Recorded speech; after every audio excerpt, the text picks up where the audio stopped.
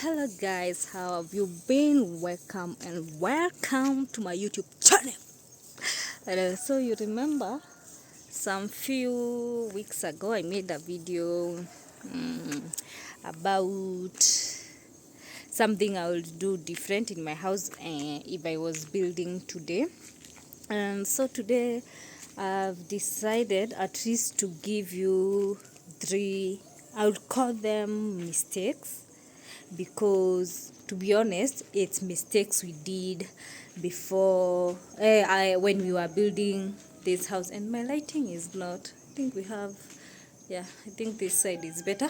So okay, there are some things that we did in our house that will cost us, let me say, double of, I don't know what's wrong.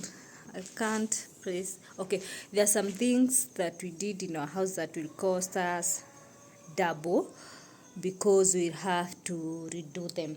And people have been asking me, why am I doing it? So in all my previous video, I had no chance of explaining what happened to whatever I'm talking about. So I think today I want you to give you a glimpse of what happened, so that you can be careful outside there when you're building your house and the decisions you make when you start building your house. So to start, when we were starting this house, the reason we built in this area because it has red soil. I wanted fertile soil so that I can also do some small farming for my family, vegetables and all that, and that's why I chose this area. So when we started building, we were convinced that, okay, let me say this, I started building kinda in a rush. I'll give you a story. In a rush, so I had a limited budget for building. I had a limited budget, so I wanted to do some things, and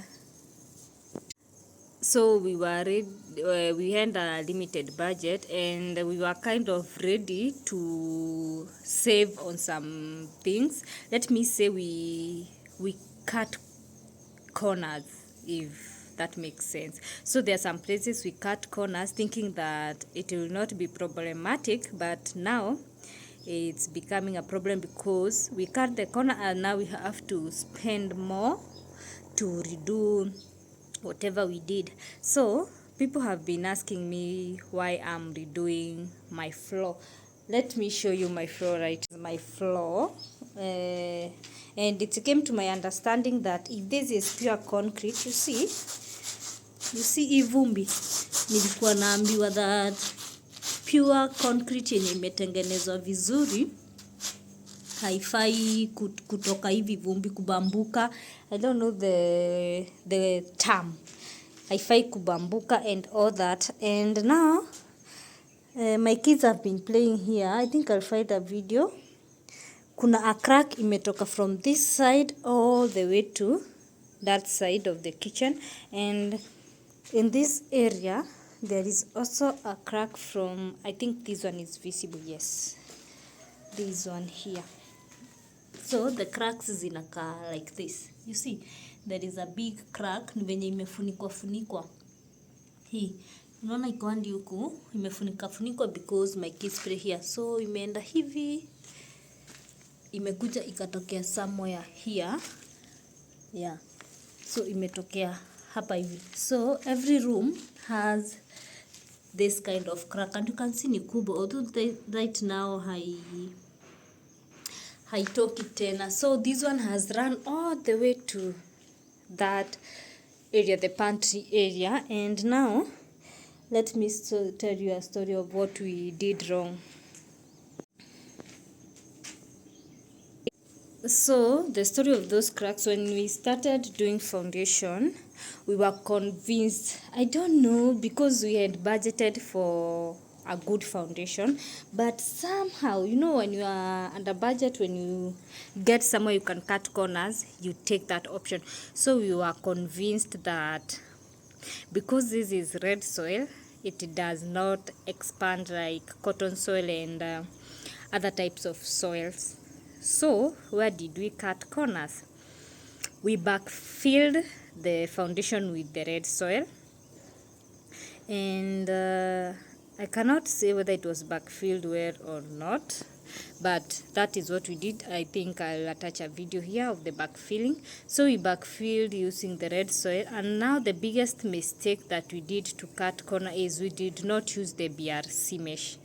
If you have ever built, you know that wire inaitwa BRC inakaanga kama chicken mesh hivi, the BRC that is used on the ground. So we did not use that BRC, and now that is what will cost us more to, because now what we did after we realized that the cracks started appearing when the roofs were being made. Zinapia tu kidogo kidogo, they were not noticeable, but we started noting them. So we decided to call a professional and evaluate the house, and they told us that is one of the biggest mistake we did. So what did we were advised to let the house settle. You know, most people don't let the house settle fast. You just build, unaenda mbio mbio, and then easy cracks zinaanza kuapia later when you have already finished the house.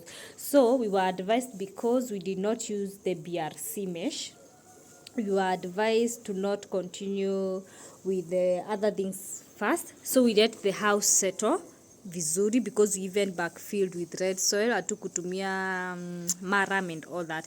So you are advised to let the house settle so that you can see on which side is the house settling, so that if those cracks are appearing zikuwe definitive, tunaweza ziona ndio hizi zinaapia here and here. And after the settling, now we'll be able to know where to fix. And it's so sad because the cracks are appearing in so many places. Now we have to redo all the foundation, the floor. I know, I'm not sure how they will do it, but I'll make sure I show the process. I was told it was very possible to do it. Now you see, it will cost us the cement again, it will cost us the sand and ballast. Now the BRC mesh, which we avoided to buy because we thought, why not? If it's not an option, let's not do it. So now we'll have to buy it. And you see, now that is let's say it's double budget, because we budgeted for the BRC, which we avoided, and now we have another budget of sand, cement and all that. And you all know that foundation requires a lot of cement. So another thing that happened on the foundation, before I even continue, we bought cement, but now the problem is, I'm not sure whether the guys that were doing the foundation mixed the ratio that was required, because I was told, as I showed you, haifai kuwa na hii vumbi vumbi. Concrete haifai kuwa na vumbi ati unafanya hivi inakuwa vumbi. Inafaa kuwa solid concrete. Unakanyaga, you all know concrete venye ukaa. Let me show you. You see, let me show you on this side. Concrete on this side ni tofauti, haina hiyo vumbi mingi.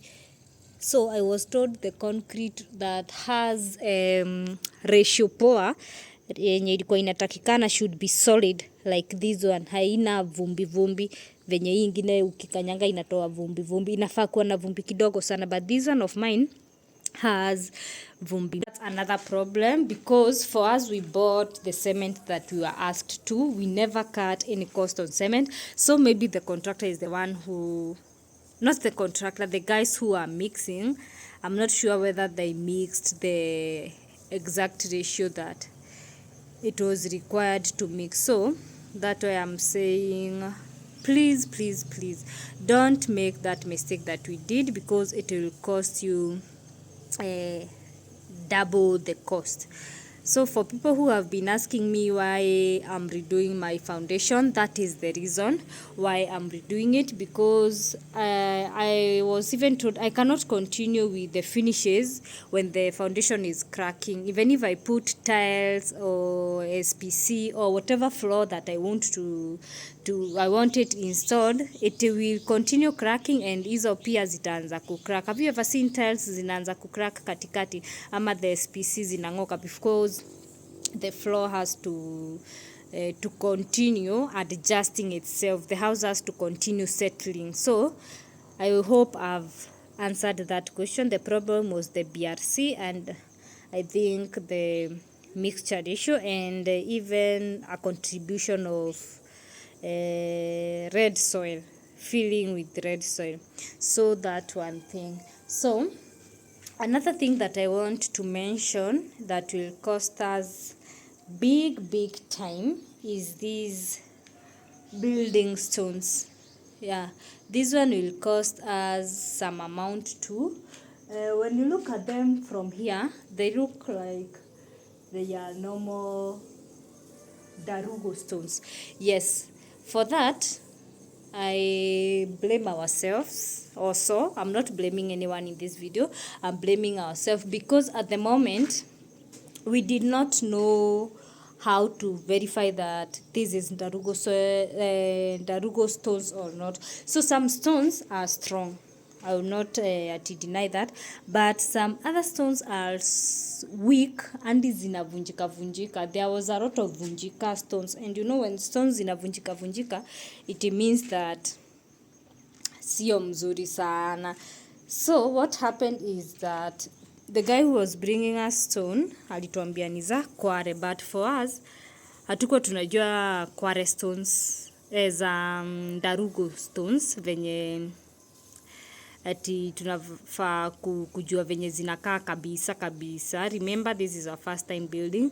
So when those guys who are doing finishes, because we are working now with professions, they came and they were taking measurements of where the cabinets will be, all that, so that you can proceed. They realized that some stones are not strong enough that they can hold some cabinets, kama cabinets za kitchen zenye zitaekwa vitu mingi. So they realized stones zingine, some stones are strong, and I'm sorry for the lighting, leo lighting hainifevi. So they realized that some of the stones are strong and others they are not strong. You can see even when I look at here, the stones are even different color.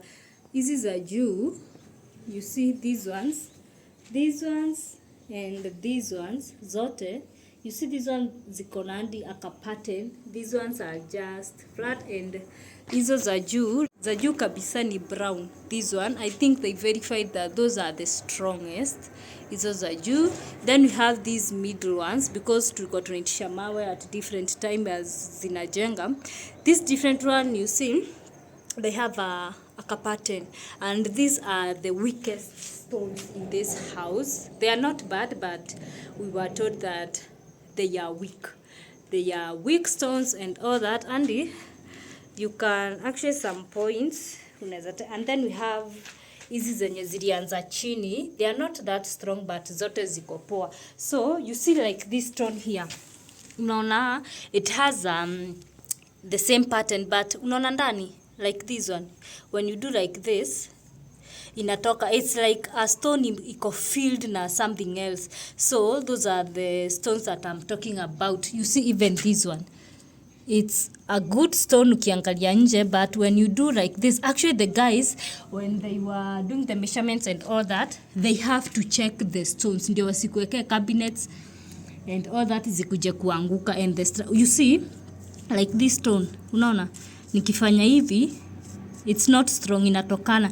And now when they mentioned it is when I remembered that hizi stones za katikati zikiletwa zilivunjika sana, but at the moment nikuafikiria ni wao wanazirusha, but you can see the results.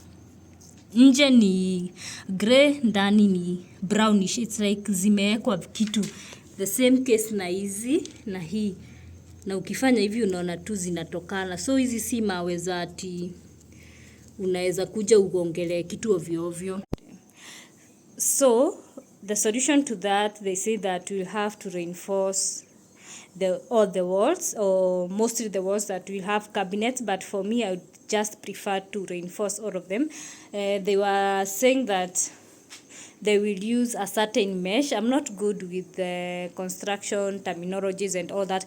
If you know the name of that mesh, please you can comment in the comment section so that we can keep on educating others. So they said they will use a type of mesh before they plaster. I think it's during the plastering or painting. I'm not sure which one is which, but I'm guessing it's during plastering. They use a type of mesh to reinforce the walls. So now you see, due to our we just see negligence and all that, I'm not sure what to say. So that's another thing that will cost us, because now we have to reinforce them. And actually they were saying it's not a must we reinforce them, but we'll have to do renovations after like 5 years. And I'm like, no, I want to do this right. I don't want after 2 years I'm thinking of renovation at 5 years. So I'm like, if it's doing it the right way, actually it's better I pause and then I do it the right way than kuanza kutoa paint ya nyumba yote ati ndio I reinforce. I better do it the moment I've noticed the problem than staying with the problem knowing that later it will cost you even more because it has escalated. So I decided acha they do us the quotation and all that, ndio tujue how we will reinforce them. And that's a problem because I've just seen up here, it's running from here and it's going katikati ya the stone, katikati of that other stone, and there, this one, this is the crack I'm talking about. In a run katikati ya mawe, this one, you see, yeah, this one. So I decided actually we pause and then we reinforce. You see another stone here, easy zinatokana. So you are told this is the fake Ndarugo stones, and most of the people wanauziwa hizi fake. If you don't know them, utauziwa hizi fake. So they were telling us most of these azitori yangu Ndarugo zinauzangwa huku Keno, Kabati. Most of those stones see ati from Ndarugo zinakuanga weak ones. Ndio hizi, you can see nimeona tu ingine hapa. So they were telling us that hizo stones mingi si za Ndaruge, and that's another thing that will cost us some cash to redo it and all that. So the last thing I want to talk about today, that this is not it's not a negligence, and that most people do it, but for us we came to realize later that there is a better way of doing it so that we cannot keep on renovating the house. And I'm saying this because of our choice of roof. The choice of our roofing is called Skirion roof, and we chose Skirion roof because of several things. The shape of the house, we want some things up there like solars, water heaters and all that. So later we came to realize it will work. We are even consulting. They were saying it will work, but after some time we have to redo the roof, like 10 or 20 years. But now we were like, yes, we will do it the way it is. It's not a bad thing actually. And I'm talking about the roof. You can see our roof. Tumeweka mbao. You see, tumeweka mbao. Mbao is not bad. You stay with it. If actually most of the houses imetengenezwa na mbao, but to come to realize there is a better, if you have unlimited budget. I'm saying this. Remember when we were starting building, I said we had a limited budget. So I would advise, if you have unlimited budget, tumia hizi chuma za kuwekea mabati, sijui zinaitangwa aje, but unaweza tumia mbao. Mbao is the readily available and they are cheap. So ungekuwa na unlimited budget, just use hizo iron sheet. They are durable, they will stay for long, and you never worry about your roof after that. So that's something else. This is something we are considering changing. We have not come to a conclusion yet, but this is something we are considering changing to hizo chuma. So I said I would share that today, and I'm sharing this journey, my building journey, so that I can at least give people awareness out there. You know, if you are starting to build, there is a lot of things you are not sure about, and for me, because I'm experiencing them firsthand, this is firsthand information from my own experience, because we did some research and some people are telling us this and that, so you don't know who to believe or not. But for me, this is information I'm having, yeah, it's first hand. I'm even showing you what is happening. So that's why I'm sharing this building journey, so that I can at least educate you out here and all that. And if you are familiar with the construction things, construction terminal and all that, you can at least share something in the comment section that will be able to help one or two outside there, so that they can at least not make the same mistakes that I did.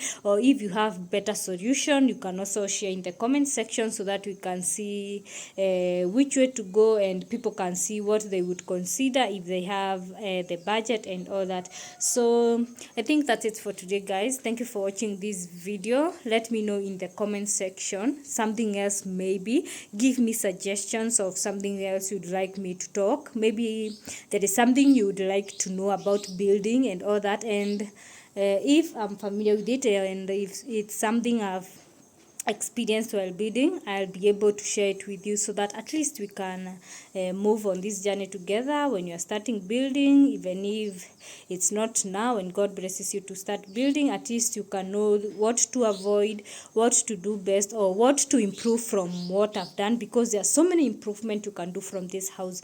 And at least we save someone out there. Hii economy ni ngumu kuanza kupoteza pesa ovyo ovyo. So write in the comment section below what you'd like to know, what you'd like me to talk about, and what else, anything you'd like me to mention about generally the construction, my construction site and all that. And I'm sure I'll be able to talk about it or reply to your comment and all that. So thank you guys for watching, and see you on my next video. Bye bye.